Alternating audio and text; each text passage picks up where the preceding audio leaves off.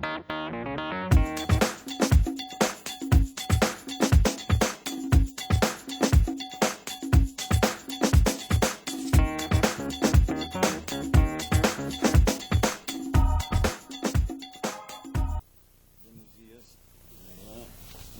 gusto estar aquí, tal vez no a esta hora, pero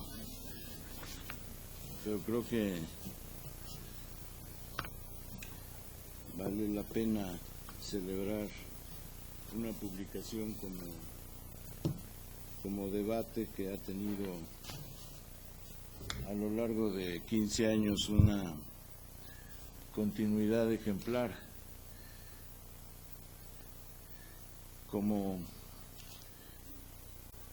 vine invitado directamente por la señora Marta Lamas, me toca hacer la laudatio anticipada de la señora Lamas.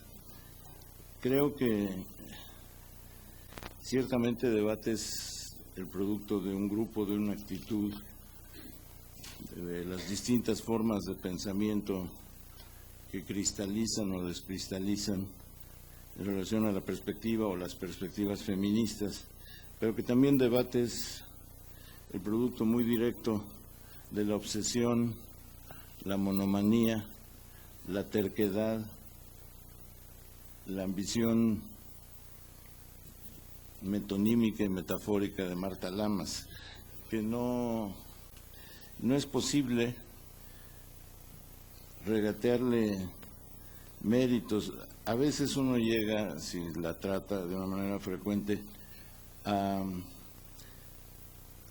a proyectos de asesinato, tengo que ser sincero, pero una vez que transcurre esa intención benévola, tiene uno que rendirse a la evidencia. Marta Lamas ha hecho muchísimo, ha sido constante, han planteado perspectivas, ha reunido gente muy dispar, ha integrado sobre la marcha distintos equipos de trabajo, ha centuplicado su energía, ha tomado las causas que nadie pensaba adoptables, también algunas que se pensaban adoptables, y ha sido en todo momento un ejemplo a contrario sensu, y un ejemplo en el sentido más panorámico del término. Creo que debate es un esfuerzo colectivo, pero que debate también es el producto de ese colectivo que se llama unívocamente Marta Lamas, y la verdad le rindo un homenaje que espero ustedes no divulguen porque no lo volveré a sostener en público. ¿Qué ha sido debate en 15 años? Al oír a Marisa, estaba yo de acuerdo y no con ella. Efectivamente, ha sido una revista marginal en el sentido de presencia, influencia, organización de confluencias, pero cada vez ha sido una revista más central en lo que toca a los temas. La sociedad de hace 15 años ya no existe, simplemente ha desaparecido en todo lo que le quedaba de homogeneidad, de intención jerarquizadora. Si uno describe a una sociedad por su ordenación jerárquica o por su sistema canónico, la de hoy es muy distinta. Estamos gobernados por el desgobierno, estamos organizados en torno a causas muy diversas de las de hace 15 años, y en este sentido Debate Feminista anticipó muchísimas de las situaciones que hoy se viven.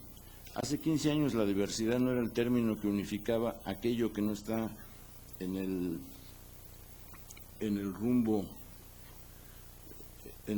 de los intereses programados o declamados. Ahora la diversidad se ha convertido en una manera rápida y por lo mismo cada vez más necesitada de detalles, una manera rápida de referir todo lo que está por incorporarse a la visión central. Ha sido un viaje de una situación marginal a una perspectiva cada vez más central. Creo que Debate anticipó con mucho lo que ahora es un lugar común. Somos porque somos diversos y lo que perdurará gracias a esa capacidad de lo diverso de imponer sus derechos legales, culturales, psicológicos, éticos. En principio de estas notas quiero leer quiero referir un debate que debe darse y que me parece que desdichadamente no se dio, no se ha producido en estos días, lo que me prueba la marginalidad de lo que se llama centralidad, que temas absolutamente centrales hayan sido relegados, me prueba que lo que hemos entendido como centralidad no es sino un conjunto bastante disperso y desilvanado de intereses específicos y al día que no logran situarse frente a lo que en verdad está pasando. El 30 de noviembre de 2004, en vísperas del Día Mundial contra el SIDA, el cardenal mexicano Javier Lozano Barragán leyó una declaración del Papa Juan Pablo II. Dice: la propagación del VIH, el virus de la inmunodeficiencia humana, se debe a la inmunodeficiencia moral.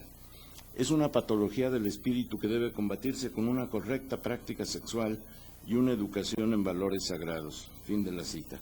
Lozano Barragán insistió en el remedio infalible. La forma de prevenir la expansión de la epidemia es la observancia en la virtud de la abstinencia. El País, 1 de diciembre. Esta condena múltiple, médica en el sentido moralista, teológica, psicológica, espiritual, la produce una de las grandes autoridades del mundo, alguien calificado por su grey de pontífice humanista, y por tanto conviene examinarla con el cuidado que merecen los pronunciamientos que pueden tener o tendrán consecuencias trascendentales. Procedo a formular una declaración papal que, si bien no se ha formulado ex cátedra, sí demanda el acatamiento de la feligresía. 1. Si la expansión del SIDA la causa la inmunodeficiencia moral, ¿cuál es entonces el origen de la enfermedad o de la plétora de enfermedades que el VIH agrupa? En este sentido es notable la segunda afirmación papal, ya no referida a la expansión de la plaga, sino a la caracterización de la enfermedad. Es una patología del espíritu, es decir, es un agravamiento del alma que inevitablemente conlleva la desintegración del cuerpo.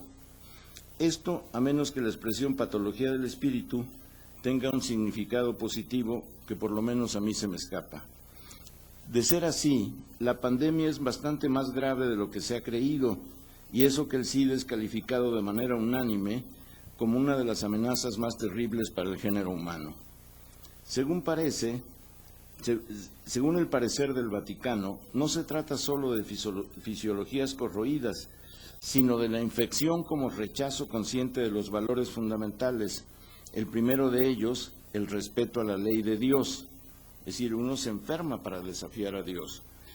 Si esto es así, que es una idea, al SIDA no se le combate en primer término con tratamientos médicos, sino con una restauración de los valores, algo que tal vez podría llevar a México en este sexenio a crear la Secretaría de Salud Espiritual.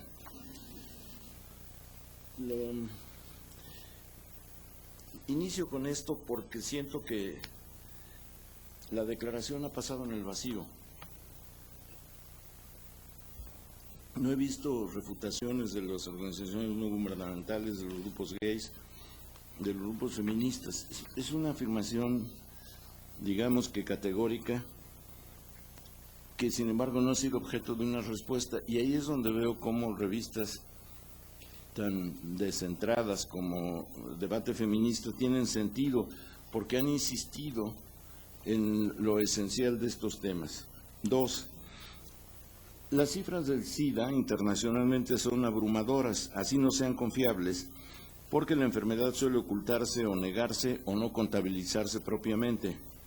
Como sea, se habla de 30 o 40 millones de enfermos y seropositivos en África. ¿Cómo saberlo con exactitud aproximada? Casi 1 millón en China, según datos oficiales, que contradicen los escasos activistas que elevan el dato a por lo menos 5 millones. Expansión creciente en Asia, cifras dramáticas en Norteamérica y América Latina, y siempre un número elevadísimo de niños enfermos que en la televisión son el objeto principal de los documentales. Si se habla con tal énfasis de inmunodeficiencia moral, como lo hace el Papa, y de patología del espíritu, es evidente que no se discrimina. En el caso del SIDA, dice el Vaticano, no existen los enfermos inocentes. No soy ni podría ser teólogo y por tanto carezco de un instrumental religioso que me permita concluir la existencia de enfermedades culpables o determinar la diferencia entre el cáncer y el SIDA, con solo precisar que en un caso el enfermo va a morir sano del alma, el cáncer, y que en el otro caso padecerá la doble agonía, del cuerpo devastado y el alma corroída. Como sea, desde la lepra en la Edad Media no se había culpabilizado tanto a una enfermedad y a quienes la padecen. 3. El motivo básico de la satanización del SIDA es su carácter de padecimiento transmitido sexualmente, que en primera instancia se ha encarnizado con los homosexuales. ¿Se necesita algo más? El obispo Lozano Barragán ya describió en el Congreso Eucarístico como cucarachas, término preciso, a las parejas de homosexuales y lesbianas que quieren matrimoniarse, y también en muchísimas ocasiones la jerarquía católica ha dicho que no tiene nada contra los homosexuales siempre y cuando no atiendan su orientación sexual, nunca, ni un solo momento. Si eres completamente heterosexual, se te perdona tu dimensión lésbico-gay, sería la conclusión inapelable. Faltan entonces las explicaciones. ¿Por qué los heterosexuales enfermos de SIDA, millones de ellos en África, por ejemplo, padecen la inmunodeficiencia moral? Según el Vaticano, los gays la adquieren desde que deciden serlo. Así es que en su caso, el SIDA es contumacia, el equivalente de un refrendo, al no ser en rigor seres humanos, ya que solo pueden realizarse plenamente si renuncian a su identidad. Para ser, tienes que nunca ser. Es decir, lo más categórico de la afirmación del Vaticano es que no se trata de seres humanos, porque padecen patología del espíritu y tienen inmunodeficiencia moral, que es, hasta donde puedo ver, una acusación un tanto fuerte. Eso queda más o menos claro, pero ¿por qué los niños y las mujeres son culpables de una patología del espíritu? En las transcripciones de la sentencia papal no se hacen excepciones, las estuve buscando varios días, y eso supongo confunde a bastantes. La Iglesia Católica ha establecido un elevado número de albergues en distintos países y es conocida la entrega y la abnegación de un buen número de monjas, pero eso compensa la descalificación extrema en lo moral de todos los enfermos de SIDA. ¿Se han calculado las consecuencias de culpabilizar a los enfermos? 4.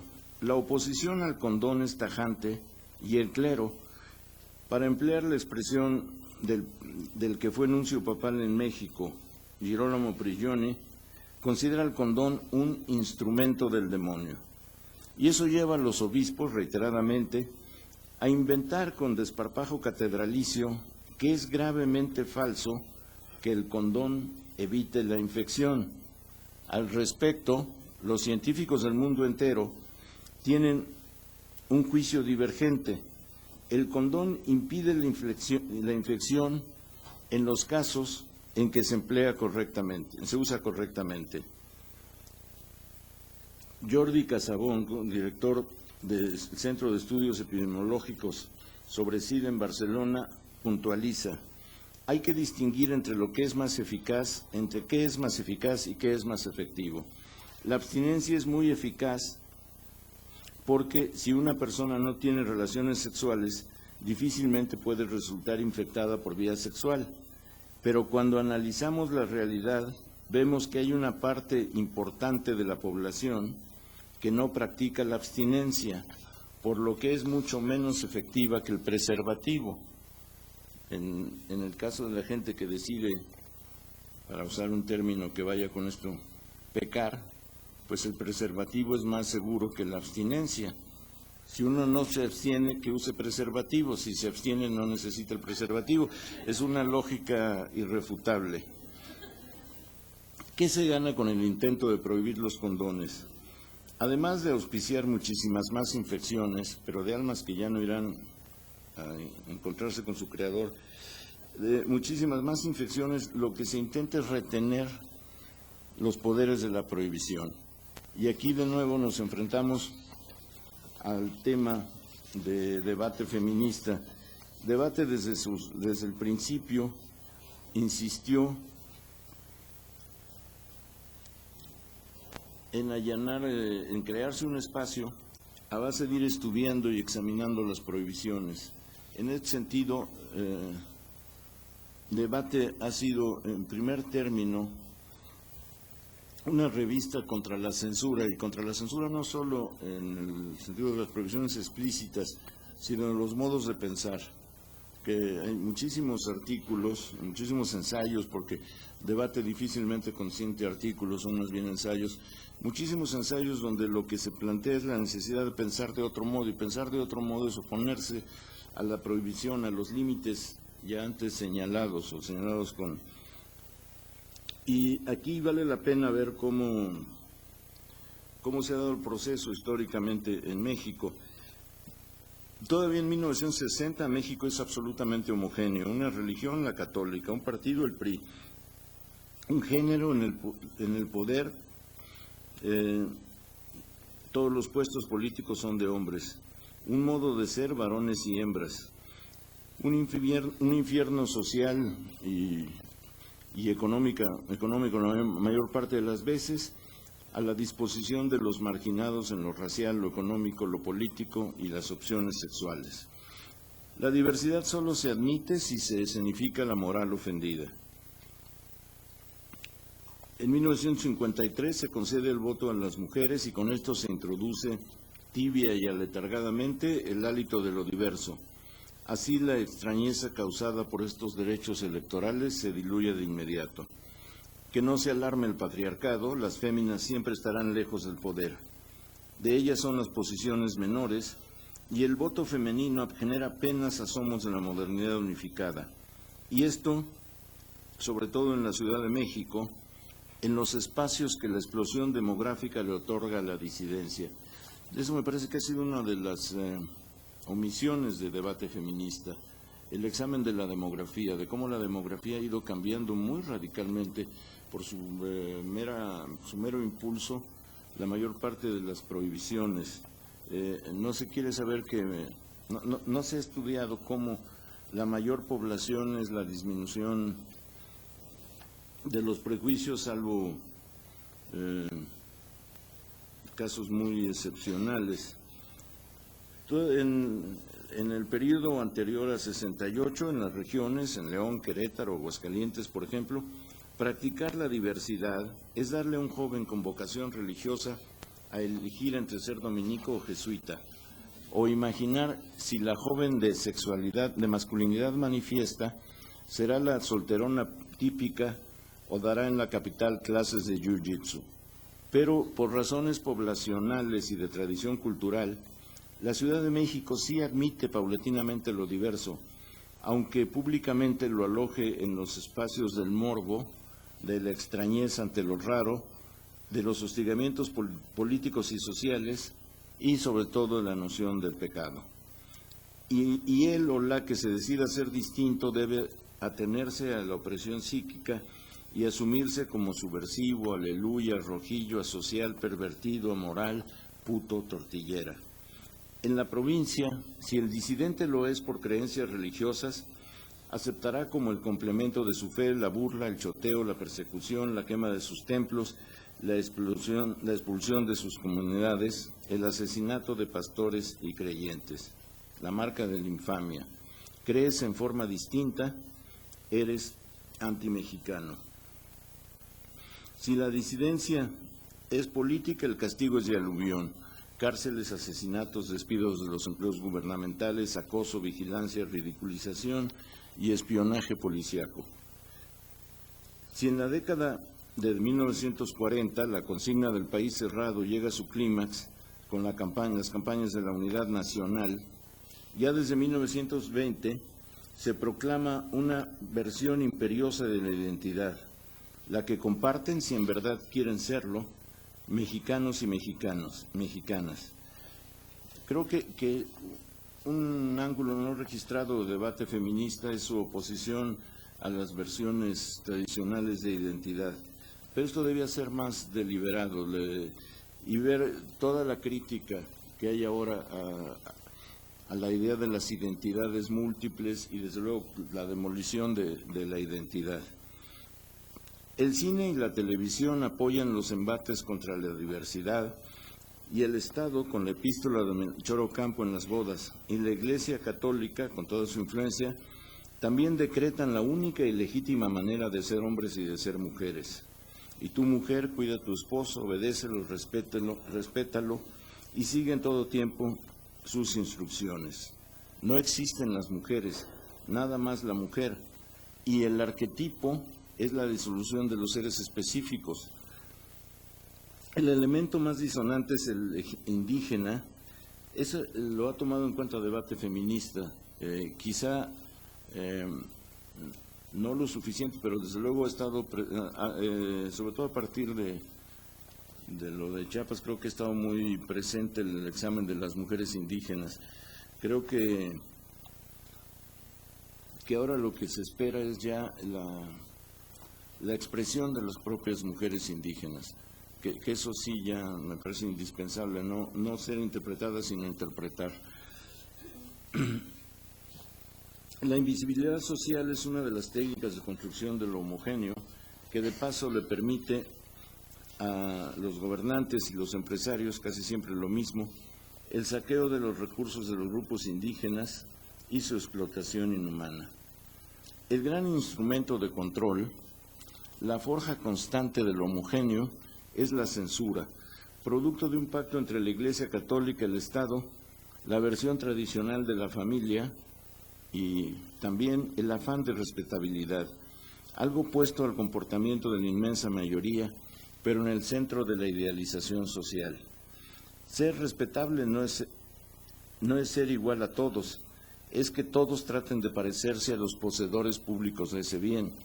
La censura elimina hasta donde puede lo diverso en cine, teatro, espectáculos, periodismo. La literatura es la excepción porque nadie confía en que se lea. Y uno de sus ejercicios predilectos es la supresión de lo sexual, que es orgánicamente indecente. De ahí el encono contra las prostitutas, todavía no sexoservidoras, a las que se mitifica despreciativa y sentimentalmente para mejor deshumanizarlas. Canonicemos a las putas, exige Jaime Sabines en su bellísimo poema. Yo creo que he tenido la obsesión desde lo de Tláhuac, que valdría la pena hacer ya exámenes más específicos sobre lo que es la deshumanización en este momento.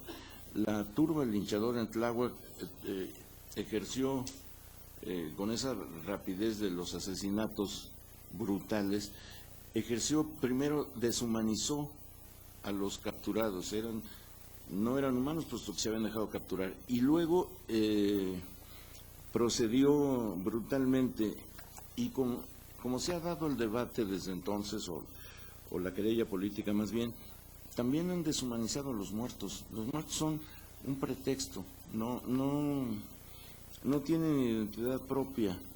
No he leído sus biografías, sé que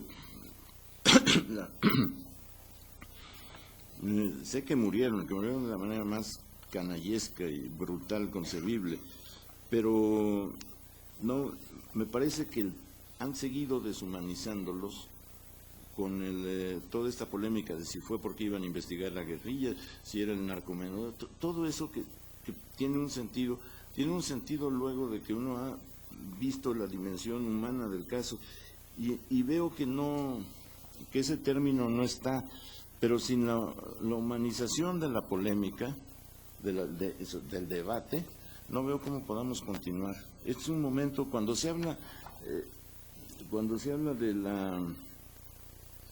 de la desintegración moral, o con todos esos términos grandilocuentes, lo que no se tiene en cuenta es cómo una sociedad se ha deshumanizado a sí misma, y a partir de ahí permite que se le acose de tantas maneras.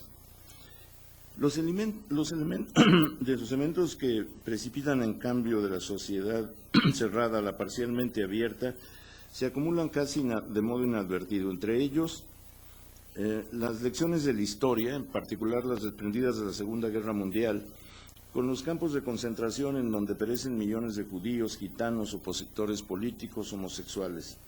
La exaltación de una raza obliga a atender el peligro del racismo y lleva a la Declaración de las Naciones Unidas en 48. No solo desprecio por los diferentes racismos, sino voluntades de exterminio. La explosión demográfica que en las grandes ciudades liquida el doble espionaje, el de la parroquia y el de los vecinos. En un momento dado ya es inútil la arrogancia del qué dirán. La feminización de la economía que conjunta aportaciones a los hogares y derechos de las mujeres. Las transformaciones internacionales expresadas en la moda, la literatura, el cine, muy especialmente el teatro, la danza y los modos de vida en las metrópolis, las norteamericanas desde luego. El cine genera otros acercamientos a las conductas libres, o que intentan serlo. Las teorías y prácticas en torno a la transición a la democracia que normalizan la idea de la diversidad política. La secularización, el elemento primordial, que entre otras muchas cosas reorganiza las jerarquías del comportamiento. Es un proceso que viene de todo el siglo XIX, pero que ya para la segunda mitad del siglo XX se ha adentrado, se ha incorporado orgánicamente al modo de ser social. Si uno no es secular, no entiende. La teocracia, la insistencia en la vuelta a la teocracia no es sino el último lamento desesperado contra la secularización, y una declaración como calificar al SIDA de patología del espíritu e inmunodeficiencia moral no es sino un intento de aplicar un vocabulario teocrático que ya no tiene el menor sentido. ¿Qué definición puede tenerse en la práctica de patología del espíritu? En primer lugar, están introduciendo un término médico, que ahí no quedaría. Yo creo que San Buenaventura o Santo Tomás no habrían aprobado lo de patología del espíritu, no está en el Concilio de Trento tampoco. Entonces, lo que sí veo es cómo hay una desesperación por secularizarse desde la teocracia, por eso es patología del espíritu. Y también creo que hablar de inmunodeficiencia moral es querer robar el término de la enfermedad, invertir sus proporciones y pasarlas de lo médico a lo dominado por la virtud.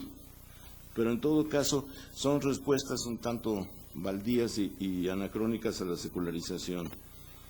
El feminismo es un elemento que trastorna el control patriarcal, revisa las tradiciones hogareñas, rechaza la idea del cuerpo de las mujeres como territorio de conquista masculina, reivindica la autonomía corporal, se emancipa de la dictadura moralista y da origen a un discurso que obliga a la nueva elocuencia.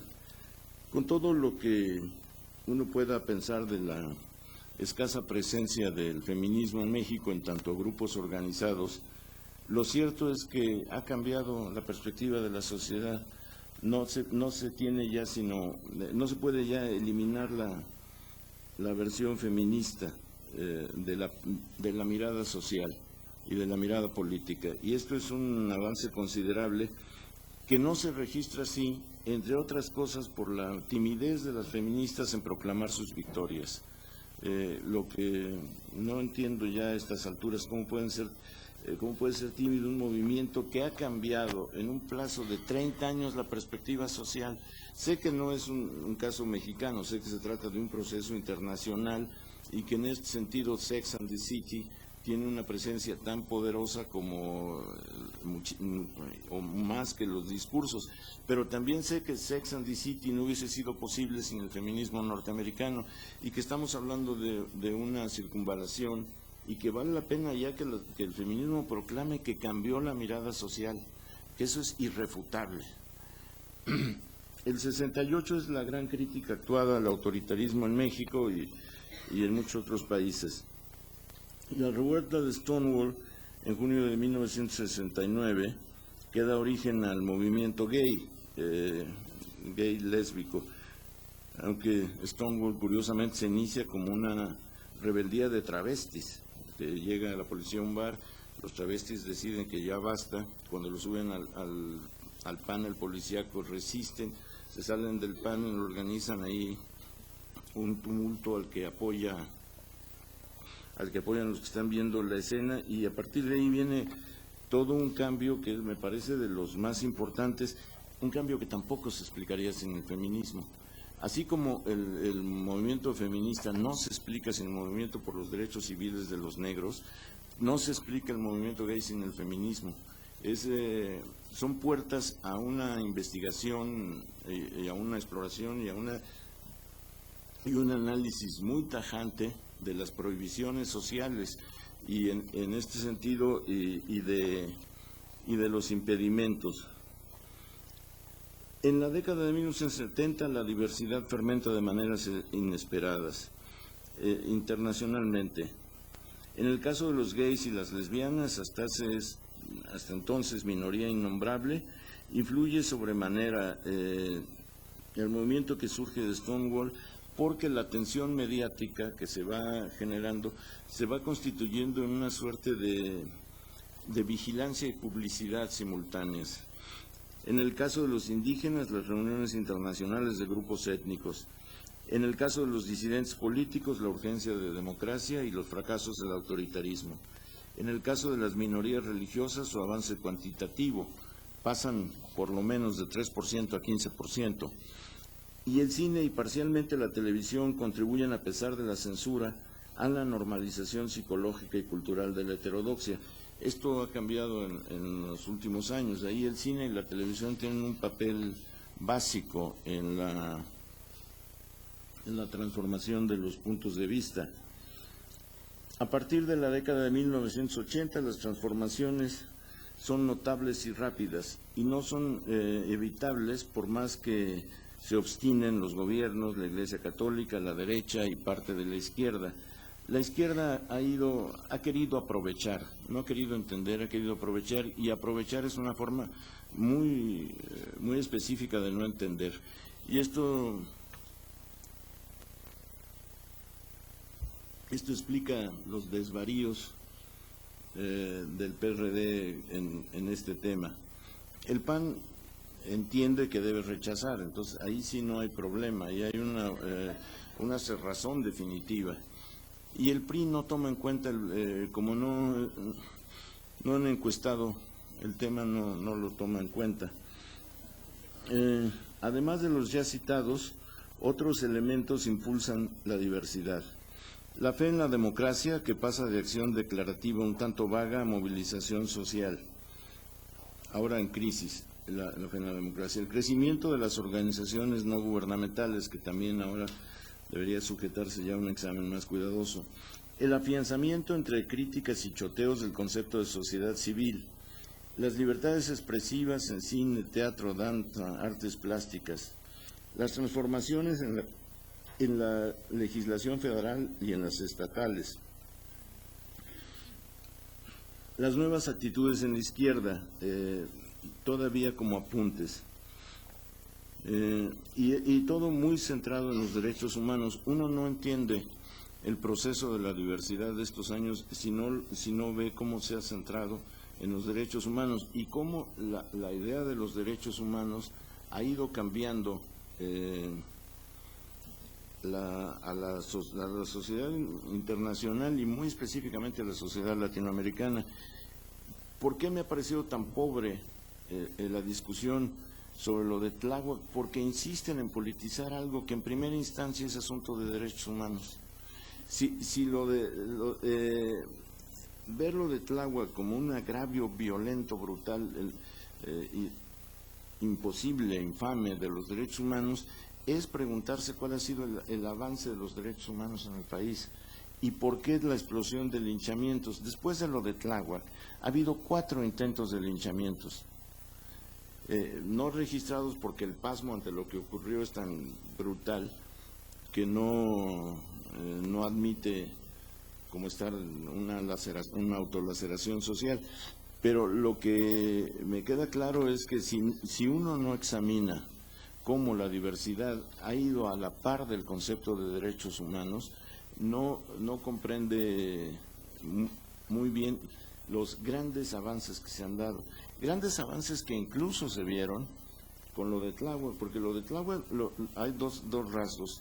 La ferocidad de esa turba monstruosa, cuya rabia no acabaré nunca de asimilar, y la respuesta de indignación moral de la sociedad, que fue unánime. Aunque ahora ya se quiera decir que sí, que guerrilleros, que sin narcomenudeo, toda esta manera de evadir el debate. Pero lo cierto es que si se habla de descomposición social, es una de mis insistencias, debe hablarse también de recomposición social.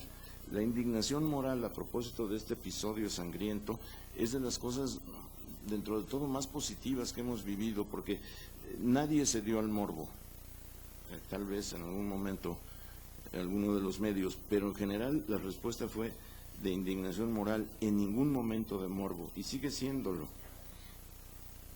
Por eso es tan patética la declaración del presidente Fox cuando dice que la culpa es la del gobierno del DF. No es no entender nada, es llevar las cosas a un extremo de aprovechamiento politiquero que no tiene nada que ver con la dimensión de la tragedia. Creo que ahí estamos obligados todos a una formulación mucho más inteligente y sensata, y sobre todo tenemos que verificar qué es lo que ha pasado con los derechos humanos. Es una noción, con las burocratizaciones que hemos visto y todo, es una noción libertaria para lo que habían sido las sociedades latinoamericanas. Y esto lo ve bien en una carta de junio de 1999, la Marcha del Orgullo Gay y Lésbico, el subcomandante Marcos del EZLN. Dice: durante mucho tiempo los homosexuales, lesbianas, transgéneros y bisexuales hubieron de vivir y morir ocultando su diferencia, soportando en silencio persecuciones, desprecios, humillaciones, extorsiones, chantajes, insultos, golpes y asesinatos. Lo diferente tuvo que soportar el ser reducido en su calidad humana por el simple hecho de no ser, según una normalidad sexual inexistente, pero fingida y convertida en bandera de tolerancia e intolerancia y segregación.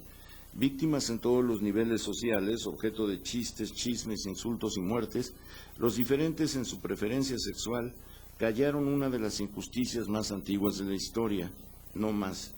No hay nada que esconder, ni la preferencia sexual, ni la rabia por la impotencia ante la incomprensión de un gobierno y un sector de la sociedad que piensan que todo lo que no es como ellos es anormal y grotesco. ¿De qué tienen que avergonzarse lesbianas, homosexuales, transgéneros y bisexuales? Que se avergüencen quienes roban y matan impunemente siendo gobierno, que se avergüencen quienes persiguen al diferente. Si se ve, este texto es un texto cuyo centro es los derechos humanos y civiles y culturales, pero en primera instancia los derechos humanos. Creo que en este sentido, y si hubiera sido una propuesta muy específica de la revista, porque estaba todo muy concentrado en la necesidad de plantear una nueva teoría de interpretación de la vida de las mujeres y del comportamiento social, que los derechos humanos ha estado en el centro de lo que ha sido debate feminista, porque el agravio contra las mujeres en primer lugar es un agravio a los derechos humanos. Y yo creo que esto debería ser ya mucho más consciente, no quedar tan implícito, porque el debate que se dio, no se dio, ahora con el Día Mundial de la Violencia contra la Mujer, presentan las cifras, 56 o 57% de hogares han tenido violencia intradoméstica, no sé, y sin embargo no hay un debate de qué ha pasado con los hogares en estos años. Se deja que la cifra prospere por sí sola y por sí sola vaya creando estados de conciencia. Eso no sucede. Hay la obligación de promover el debate. La trascendencia de un combate semántico que no se ha advertido debidamente, yo he insistido mucho en eso. Unas cuantas palabras claves se constituyen en espacios de desarrollo cultural y en primera y última instancia político, entre ellas sexismo, género, gay, homofobia, perspectiva de género. Cuando he visto que el presidente Fox habla de perspectiva de género, he visto lo que es una victoria semántica. Es muy considerable este avance. Antes del uso del término sexista, ¿cómo indicar sin más la condena de los abusos patriarcales? Porque el sentido de los términos es que su aplicación es en sí misma crítica. Antes del uso del término gay, ¿cómo evitar la deshumanización inscrita en voces como maricón, puto, joto? Y una ventaja adicional de las palabras claves es su condición internacional.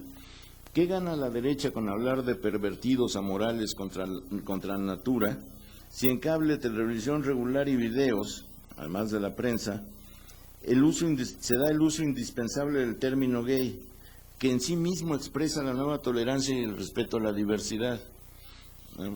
Risa cuando veo que dicen que es un término tomado de Estados Unidos, es un término tomado del latín que está desde el siglo XII.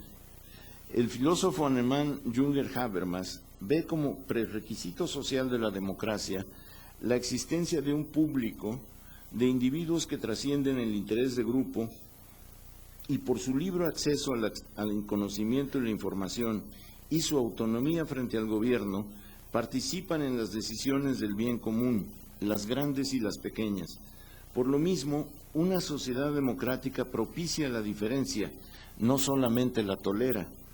Más allá de su calidad de opinión divergente en la serie de prácticas y puntos de vista muy compartidos, la diferencia debe representar una opinión sistemática.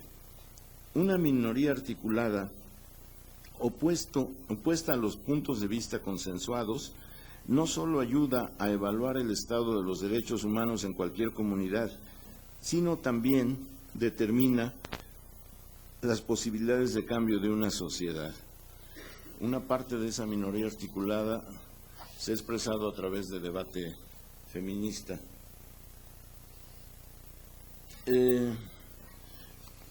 A la diversidad se oponen dos cercos, el de la inercia, a quien se le ocurre que las cosas podrían ser distintas, o ya hemos cambiado tanto que no tiene sentido fijarse en lo que hemos cambiado, y el de la intolerancia.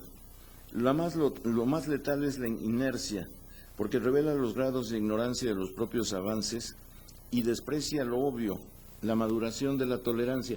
Estoy empleando tolerancia en el sentido nuevo, aquí también hay un cambio semántico, no es la idea de tolerancia como no me importa lo que hagan los otros, sino la idea de tolerancia como la idea de incorporar los derechos de los otros a mi perspectiva personal de los derechos, que es otro nivel. Si el proceso de la diversidad y la pluralidad es irreversible, también encuentra resistencias activas. Doy ejemplos. La persistencia del racismo, que ya no acusa a los indígenas de raza inferior, sino de perpetuamente manipulados, y a quienes se manipula para siempre, sino a los de las razas inferiores. Esto es, por ejemplo, eso lo dijo el doctor Cedillo. El uso continuo del término sectas, ya interiorizado en la sociedad, que alude despectivamente a la condición de todo grupo religioso no católico, teñido, según los partidarios de la homogeneidad, teñido de sombras, conjuras y prácticas indecibles. Si son sectas, Nadie está obligado a protestar cuando se mata a sus integrantes, se les expulsa de sus comunidades, se les niega a los niños el ingreso a la escuela, se queman los templos. Son sectas y esta es una categoría incivil y viéndolo bien no humana o no mexicana. La lucha contra los derechos de las mujeres no contemplados por la tradición, extraordinariamente mezquina al respecto. Creo que ya es insostenible lo de usos y costumbres. Seguir manteniendo usos y costumbres como un paradigma es seguir sosteniendo la inmovilidad como una necesidad ontológica vital. En este tema, la incomprensión más cerrada se produce en torno a la despenalización del aborto, aunque la intolerancia se expresa múltiplemente, por ejemplo, en la táctica de la Iglesia Católica y de la derecha, de negarle calidad de familia a la presidida por una madre soltera. Esto me resulta inconcebible. Bueno, el ataque a los derechos de las minorías sexuales. Bueno, no sé, ya me siento culpable, no sé si hay diálogo. Entonces, concluyo abruptamente porque traje demasiadas cuartillas y ustedes son demasiado pacientes, entonces, muchas gracias.